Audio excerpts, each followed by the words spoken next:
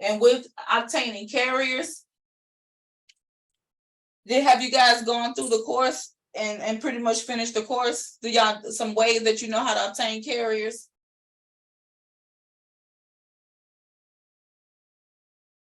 No, I haven't finished it. Okay. So some ways to obtain carriers would be you can visit truck stops.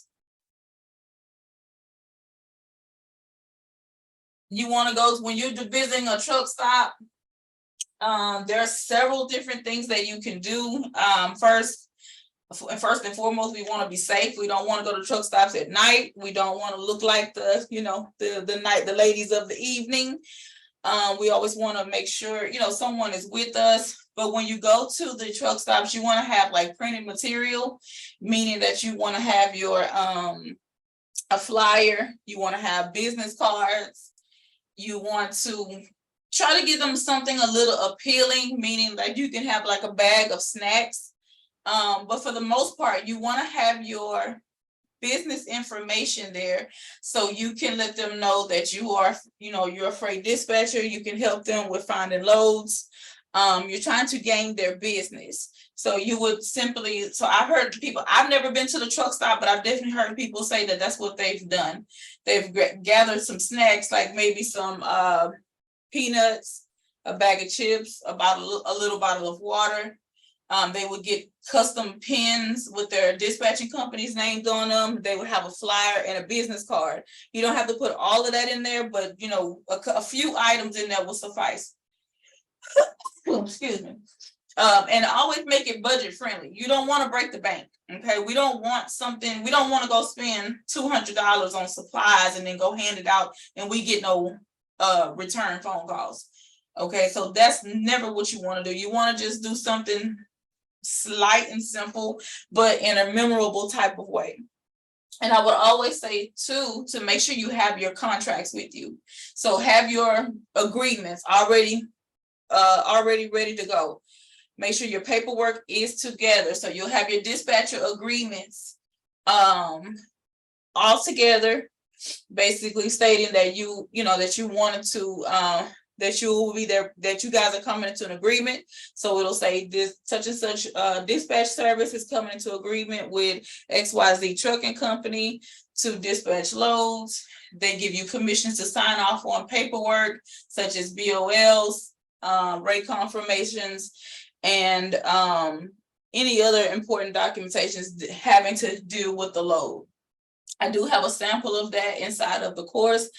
You guys are welcome to, I do have two type of courses out. I'm not sure which one you guys have. Do you guys have the one that's inside of Thinkific? That's the newest one. And then I also have the one on a PDF version. I have the PDF. This is Chastity. I have the PDF version, but I think you had told me you would get me the information for Thinkific. Okay. Miss Yolanda, which version do you have? I'm not sure if she can talk. She said she was out at the moment. Okay, so yes, I have the PDF. Okay, so for you guys, the contract will be inside of the Dispatching Intermodal 101 private group. Inside of those files, you have to go into the file section, and the contract is I like to call it an agreement, but technically it's a contract. But the agreement is inside of there. You may download it, and I think it's in PDF form. There may be one they may be in a Word document form where you can actually just go in and fill your information in. If not, it'll be a PDF form. Who is this? Oh, this is Mr. Cordell.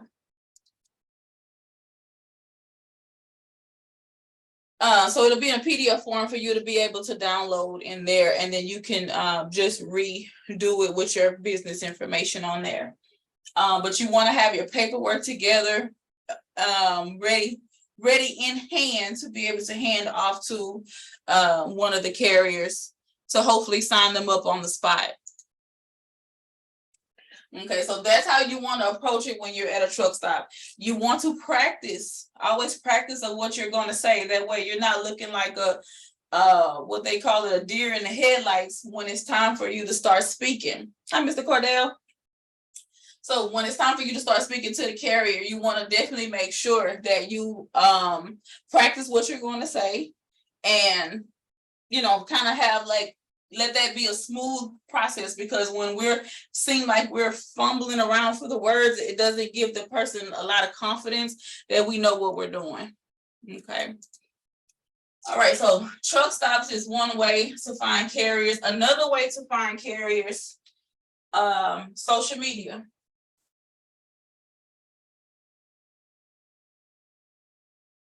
Have you guys joined any social media groups on Facebook? I highly encourage doing so. When you're on Facebook, there's so many different intermodal groups. I know, Ms. Chastity, you talking about box truck. There's flatbed groups. There's drive-in groups. Any kind of group. You can join these groups and just be genuine when you join these groups. You don't want to join them and say, hey, I'm a freight dispatcher. Do you need a dispatcher? They're going to tell you no. These groups, they're professionals. I'm just going to say that. That's kind of being funny. But they're professionals to turning down dispatchers. What they want to know is, do you genuinely care about them and their business? Okay? Just think about it. You guys are truckers now. I think everybody, matter of fact, Mr. Cordell, so everybody on here is a trucker. Would you want someone approaching you and just saying, I can dispatch for you? You want to know that they care about your bottom line. They care about your business. They care about your family. You want to know that they care about more than just a paycheck at the end of the week. Because everybody's looking for a paycheck at the end of the week. That's already understood. We have to distinguish ourselves between everyone else. So the industry for dispatchers are getting a bad rap about just caring about the paycheck at the end of the week. Like, the dispatcher doesn't care that I have all of these bills and the load was very low, so on and so forth. So, I set myself apart, but I try to treat my carriers like family. Meaning I still keep a business relationship there, but at the same time, I'm asking him if he's talking about, I'm like, well, when is your birthday? Even though, of course, he's giving me his CDL, but I'm asking, when is his birthday? When is his kid's birthday? Because, time's going to come up where they're going to say, I need to be off such and such day because my son's birthday, my daughter's birthday, my wife's birthday, my husband's birthday, whatever. You want to find out, you want to start asking questions, get involved, like actually involve yourself in it, to let them know that if I'm sending you somewhere, I'm sending you to this place because I believe that you can handle it, you can do the job, and you will be safe, and you'll be able to return back home safely to your family. There's dispatchers out there, they'll just send somebody to somewhere, 800 miles away from their home and don't care about them getting back home, not even trying to find another load, so on and so forth. We don't want that reputation, and I don't want that reputation from anyone who has learned from me. Okay, so when you come on to social media, you want to definitely make sure that you're relatable. Start off by just asking. You can just ask questions. I come to Facebook to find out about rates. About if I see like I've been getting lowballed in an area for way too long, I'm gonna say something in that group like, that's crazy. They keep wanting me to take a 500-mile round trip load for $1,100. This is crazy. And people will start chiming in. Yeah, the most I've ever gotten was $1,300. The most I've ever gotten was $1,450. So that's giving me an idea of how much I can start asking for. Okay, that's how I call it keeping my ear to the street. That's how I stay educated on the rates. Now, I have a formula and I go by the formula, but if the formula is not working, meaning that I'm not getting any emails back, I'm not getting any calls from any brokers, so on and so forth, I'm not getting any work. So something's going on that I don't know about. So the first place where I'm going to go is social media inside the groups. I'm probably in 10 to 15 different groups on social media. I don't visit each one of them every day, but From time to time, I will pop in and ask some questions, or just, at night, when I'm laying in the bed at night, I'll just go through and I'll either start answering some questions that I see that's in there and no one has answered questions, or I'll ask someone else's opinion on something. Okay. And then before you know it, they're going to say, well, are you a dispatcher or a broker? And I'm going to say, I'm a dispatcher. They're going to say, well, do you have loads coming out of, Houston? Do you have loads coming out of New Orleans? Do you have loads coming out of Virginia? I can find some. Well, let me send you my paperwork. Guys, that's your carrier now. Okay, you see how I didn't go in asking to be the dispatcher. I didn't go in talking about dispatching. I answered questions. I showed genuine interest, and I just played it cool. They started asking me if I was a dispatcher and if I had loads. Okay, so social media is a great way to me to find carriers. Another way to find carriers is word of mouth.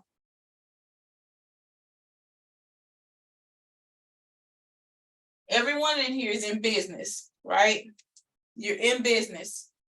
You want to start telling everyone that you know that you're in business. Family, friends, ex-co-workers, so on and so forth. If you trust them, you think they have your best interest at heart, you want to let them know, hey, look, I've started a dispatch company. I'm looking for carriers. If you know anyone who's looking for a dispatcher, let me know. That's going to be the conversation pretty much. So I think everyone knows a truck driver. That's just how my mind works. Everyone knows a truck driver, and maybe they don't know or going to get in touch with that person today or this month or 3 months from now, but eventually it's going to come back around. You always want to make sure that you're providing the best customer service possible. When I first started out, I was cold calling. While I was cold calling, I kept my cool. The guy, he was really nice to me, but I had got a lot of calls before him. They were mean, hanging up in my face, telling me, no, they don't need dispatchers, blah, blah, blah. I called this one gentleman. He said, well, I don't need a dispatcher, but I know someone who may. That was my first, he introduced me to my first drive-in carrier. Called the gentleman up. He was kind of skeptical about me as well. But as time went on, we built a relationship. Now I call him my little brother, because he's like a year younger than me. But this is a word of mouth goes a long way. And you guys already know this. We can go see a great movie, or we can go out to eat. What happens when we go see a great movie, or we go somewhere and we eat something that tastes really good? We're going to come back and we're going to tell everybody about it. Girl, you got to go try this restaurant. You got to go see this movie. Word of mouth. Okay. Always put your best foot forward, provide the best customer service, and let as many people know as you can that you're in business. They're going to refer you to someone. Okay. And just be ready, because once that happens, you'll be right there ready for to take on the job. Another way is cold calling. I just mentioned that. This is my favorite way. I'll save this one for last because I feel like I'm gonna talk y'all ear off about it. Cold calling is my favorite way of finding carriers. Why? I love to talk. I will have y'all on here all night long. I love to talk, and I love to talk about dispatching. I love to talk about trucking, period. So I'm actually going to go over, like I said, we're gonna on Saturdays. I feel like finding carriers is our main, it's gonna be like one of our main tasks to do. So we're gonna, I want to dedicate something like Saturdays to start cold calling and finding carriers. I don't necessarily, and we can do a little bit of something with social media. Maybe I'll provide like some scripts or something. Word of mouth, that's just something in your own personal time. Tell everybody that you're in business, and you definitely want to make sure you have a flyer. I would suggest, you do not have to do it, but I would suggest having a flyer made maybe business cards, or you can do that digital business card. You can do a digital business card as well. That seems like the new thing that's going. I went to the Truck and Hustle event that was in Houston, and everyone had a digital business card where it was like either a QR code on their phone, and you just scan the phone and all the information popped up inside your phone. So that's some pretty cool stuff. You can definitely do that. Either way, but you want to be able to give a person your information, but you also want to make sure you're receiving that person's information back, okay? Just telling someone, here's my business card, I'm a dispatcher, that gives you no guarantee that they're going to give you a call back. That's no guarantee that you're ever going to talk to that person again. Y'all could have had the best conversation, but people lose stuff all the time. They lose pens, they lose business cards, they lose everything. So if you have their information, this is your business. You're going to make it your business to call them back, follow up with them. Okay. So that is going to be your job. It's going to be your task to do. If you meet brokers, same thing. Give brokers your information, but make sure you get the broker's information. Shippers, everybody. You don't want to get off a phone call without getting their information back. You want to receive an email. Let me take that off. The main thing you're going to need is an email and a phone number. Getting the contact name is important as well. But you really want to get an email and a phone number. Why? Those are the best point of contact, the best 2 point of contact. Everybody that's in business is checking their emails. If they're in trucking, they're checking an email every single day. Why? Because we always have documents coming over. Documents equal to money in trucking. So if they don't have the correct documents, then that means they're not gonna, money's gonna be held up. Okay, so they're checking emails, and you're gonna be sliding your email through too.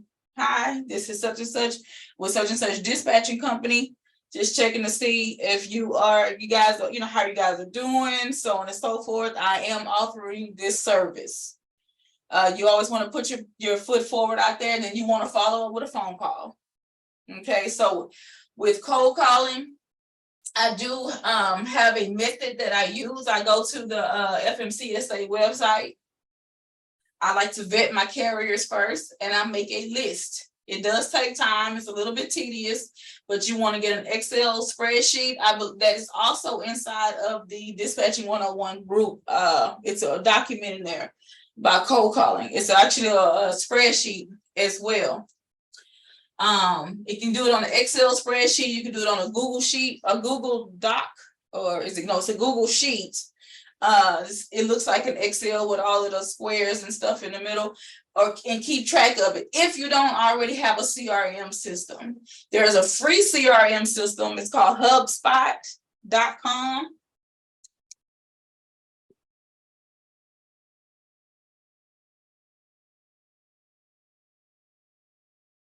It's a free CRM system. CRM just means Customer Relations Manager. Okay. What this allows you to do is to keep track of everyone that you have spoken to. So it's going to have a field, and it's going to say, you're going to put in, let's say you talk to Knight Transportation or Swift Transportation. You spoke with the receiving clerk. You talked to, on this day.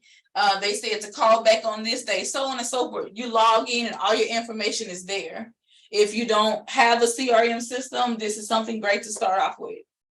If you don't want to get a program, you can definitely do it on a Google Doc, a Google Sheet. I always want to teach in where you keep your overhead low.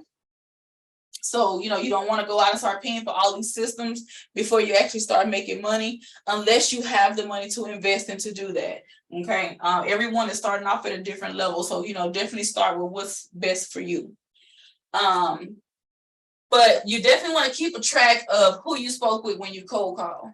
We don't want to call the same people too many times too frequently. You know, you may have someone that say, oh, check back with me. Okay, you want to check back with them in, you know, in 4 weeks, 4 to 6 weeks. If y'all didn't, you know, if they just sound like they're just, you know, maybe in the future, I may need somebody 4 to 6 weeks. If someone says, well, you know, I'm really thinking about it. Okay, you might want to give them 3 or 4 days. You don't want to wait too much time in between. But basically with cold calling, you want to have a script, or I say steer away from scripts. I will provide, I think there is some information inside of the course. I will provide scripts for you to just get a general idea of what to say, but I want you guys to definitely put it in your own words, rewrite the script, okay? Put it in your own words, how you talk, and then start practicing it so that it flows off your tongue like second nature.